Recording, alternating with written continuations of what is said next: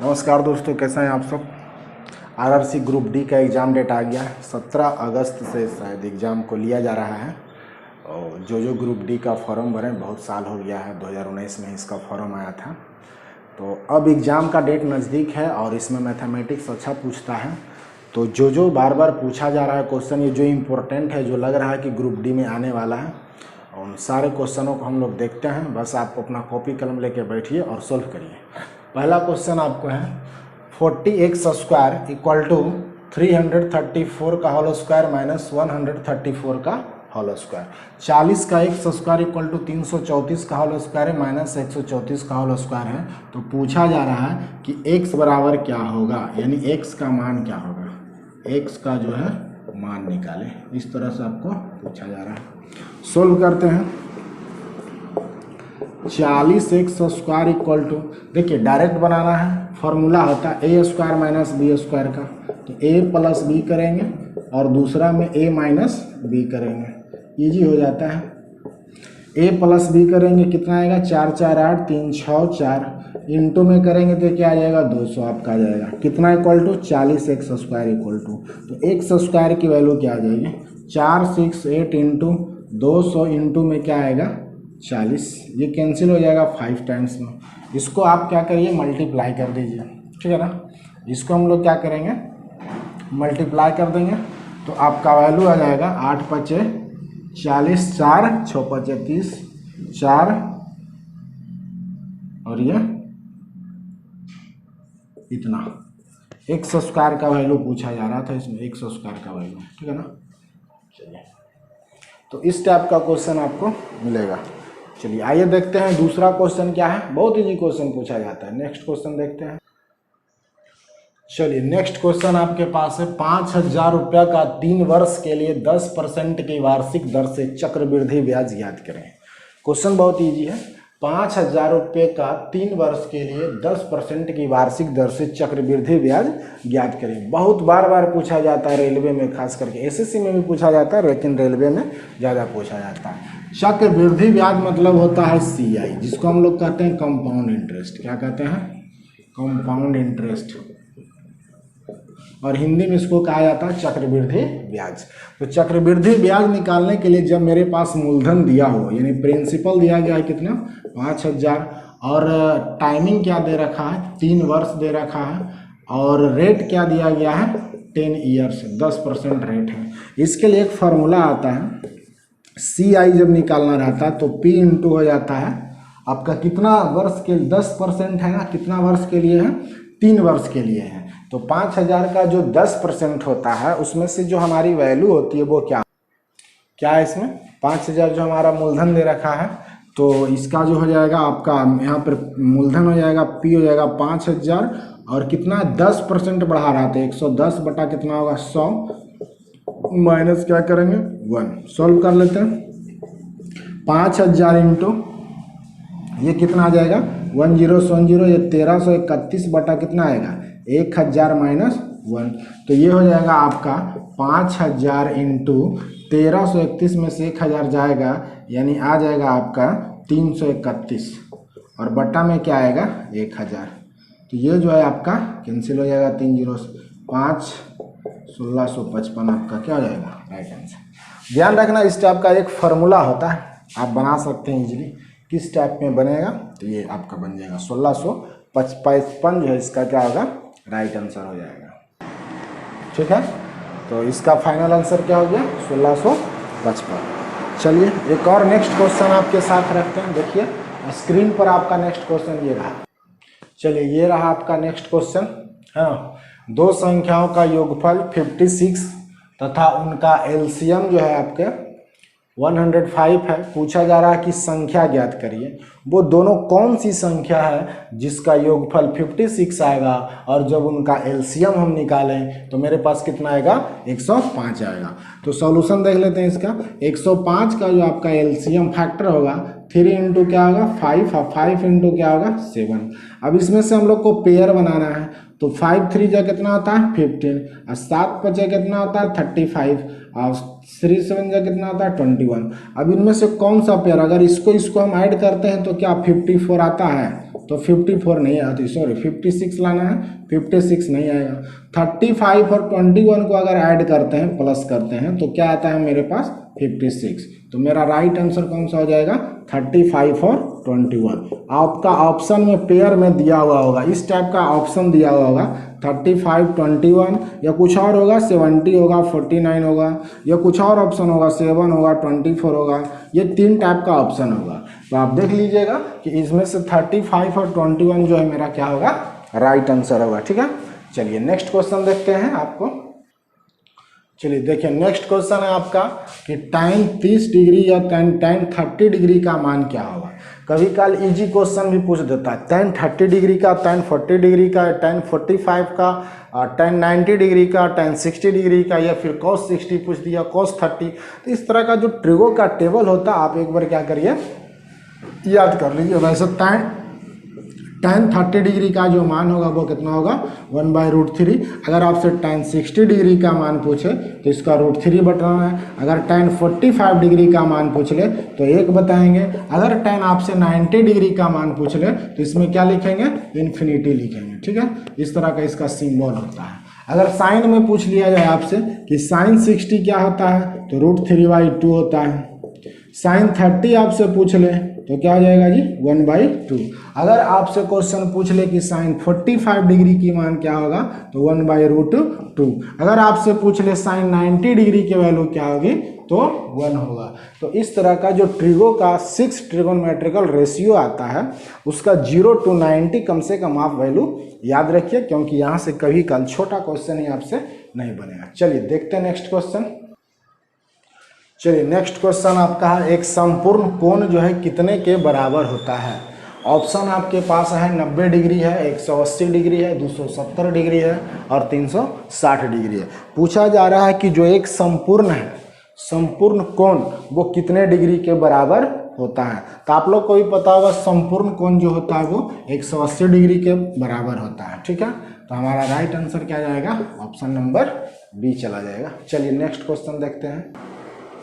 चलिए इस क्वेश्चन को समझ लेते हैं। एक संपूर्ण कोण पूछा जा रहा है कितने के बराबर होता है। तो ध्यान रखिएगा संपूर्ण कोण जो होगा 360 डिग्री के बराबर होगा। अगर संपूरक पूछता ना, संपूरक क्या पूछता, संपूरक कोण का मान, संपूरक कोण कितने डिग्री के बराबर होता है तो 180 डिग्री के।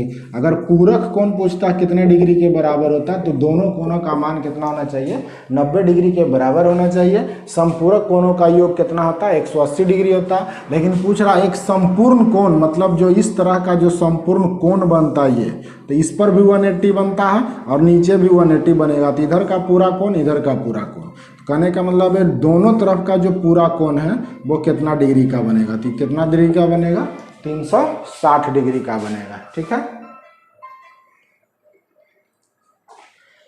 चलिए नेक्स्ट क्वेश्चन देखते हैं। चलिए नेक्स्ट क्वेश्चन है हमारे पास, यदि √3 tan थीटा बराबर 1 हो तो cos 2 थीटा का मान क्या होगा। सॉल्यूशन देखते हैं। दिया गया है √3 tan थीटा इक्वल टू 1, तो tan थीटा इक्वल टू क्या निकालेंगे 1/√3। हमें पूछ रहा है cos 2 थीटा का मान, तो दो तरह से निकल सकता है। एक तो cos 2 थीटा का मान जो होता है आपको फार्मूला होता है tan में, तो आप इसको क्या कर सकते हैं tan में भी निकाल सकते हैं। हम लोग क्या कर सकते हैं निकाल सकते हैं। तो यहाँ से दो तरह से बनेगा। एक तो tan थीटा इक्वल टू निकल जाएगा, tan कितना डिग्री का होता है 30 डिग्री का होता है। tan से tan cancel, theta equal to कितना आ जाएगा 30 डिग्री आपके पास आ जाएगा। जब हमें cos 2 थीटा फाइंड करना है तो cos 2 इंटू क्या लिखेंगे 30 डिग्री, मीन्स क्या आएगा cos 60 डिग्री। cos 60 डिग्री का मान क्या होता है 1/2। तो आपका फाइनल आंसर क्या आ जाएगा 1/2 हो जाएगा। और एक फार्मूला से आता है tan थीटा का वैल्यू ये है, तो cos 2 थीटा का जो फार्मूला होता है 1 - tan square theta by 1 plus tan square theta. तो यहाँ से भी आप क्या कर सकते हैं निकाल सकते हैं, जिनको पता है वो निकाल लीजिएगा। चलिए नेक्स्ट क्वेश्चन देखते हैं।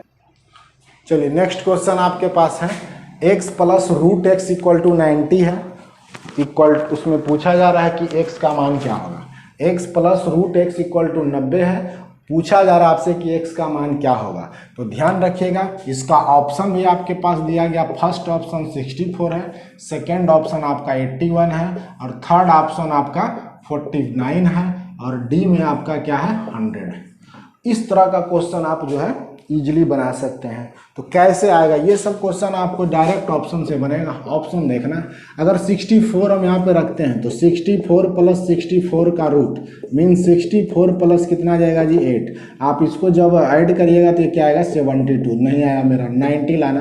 दूसरा ऑप्शन 81 है, 81 प्लस 81 का रूट रखेंगे, 81 प्लस क्या करेंगे 9, आंसर क्या आ जाएगा 90। तो ऑप्शन नंबर बी जो मेरा होगा क्या होगा, x का मान कितना आ जाएगा 81, यानी x के जगह पे 81 रखने से प्रूफ होगा। कुछ क्वेश्चंस ऐसे होंगे जो आपको क्या करना है डायरेक्ट ऑप्शन से बनाना है, कुछ क्वेश्चन ऐसे होंगे जिसका सॉल्यूशन है, कुछ क्वेश्चन ऐसा होगा जो लॉन्ग मेथड से भी बनता है, कुछ ट्रिक से भी बनता है, कुछ ऐसे क्वेश्चन होते हैं जो डायरेक्ट आपका ऑप्शन से बन जाता है। तो ऑप्शन को ध्यान देना, ठीक है। चलिए आइए नेक्स्ट क्वेश्चन देखते हैं।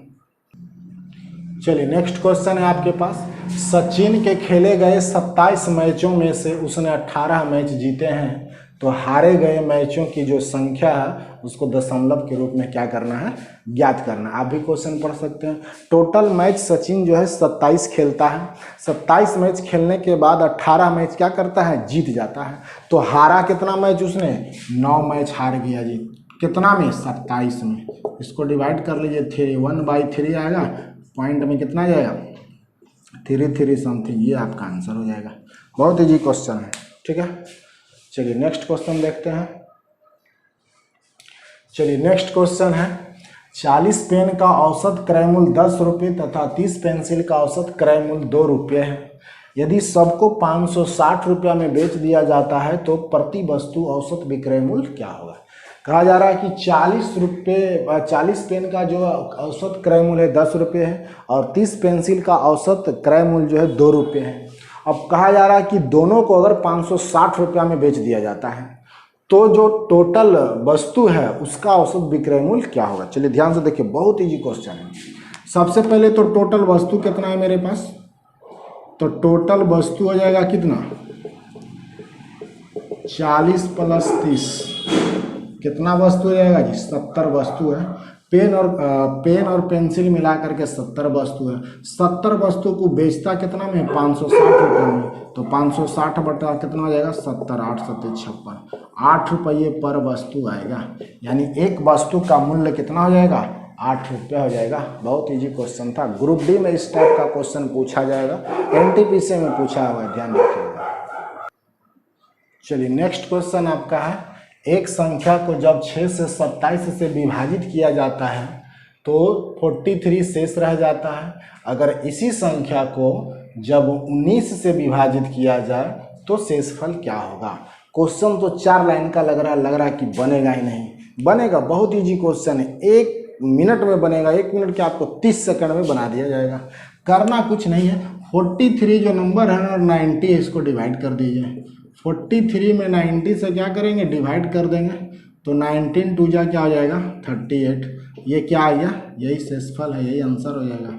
शेषफल मेरा कितना आ जाएगा 5। इस तरह का जब भी क्वेश्चन दिया जाए तो उसके शेषफल से क्या करिए डिवाइड कर दीजिए, आपका आंसर आ जाएगा, वरना बहुत लॉन्ग क्वेश्चन में चला जाएगा। ध्यान रखना 43 को 19 से जब हम डिवाइड करेंगे तो शेषफल मेरा 5 आएगा। जो शेषफल आएगा वही इस क्वेश्चन का क्या होगा आंसर होगा, ठीक है। नेक्स्ट क्वेश्चन देखते हैं। चलिए नेक्स्ट क्वेश्चन है, रोहित और सचिन के मासिक वेतन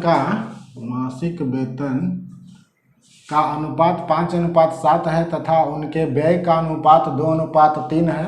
यदि उन दोनों की मासिक बचत 1000 रुपया हो तो रोहित का वेतन आय क्या होगा। मतलब रोहित को कितना वेतन मिलता है, क्वेश्चन में ये पूछा जा रहा है। और रोहित और सचिन दोनों का जो मासिक आय है, जो मतलब कमाता है बेचारा, वो 5:7 में है। तो हम फटाफट बना लेते हैं, बहुत ईजी है। 5:7 है और 2:3 है, माइनस कर देंगे तो 3 क्या आ जाएगा 4। 3:4 इक्वल टू कितना हो जाएगा 1000, यानी 3x और ये क्या हो गया 4x। तो 4x माइनस 3x की वैल्यू क्या आ जाएगी 1000, x की वैल्यू क्या आएगी 1000। हमें पूछा जा रहा है कि रोहित का मासिक आय क्या है, तो 5 गुने क्या करेंगे जी 1000 कर देंगे। रोहित 5000 का महीना क्या करता है, कमाता है। अगर सचिन का मासिक आय पूछता तो 7000 कमाएगा। अगर रोहित का मासिक खर्च पूछता, व्यय पूछता, तो 2000 रुपया पर मंथ क्या करता है, वो खर्च करता है, और सचिन 3000 रुपये पर मंथ खर्च करता है। तो इस क्वेश्चन का आंसर क्या हो जाएगा, 5000 रुपया रोहित क्या करता है पर मंथ जो है कमाता है। ठीक है, तो इस टाइप का ग्रुप डी का क्वेश्चन आपको मिल रहा है। आप बनाते रहिए, कॉपी कलम लेके बैठिए, वीडियो को रोक करके सारा क्वेश्चन बनाइए, और भी अच्छे अच्छे क्वेश्चन आपको दिए जाएंगे। ठीक है।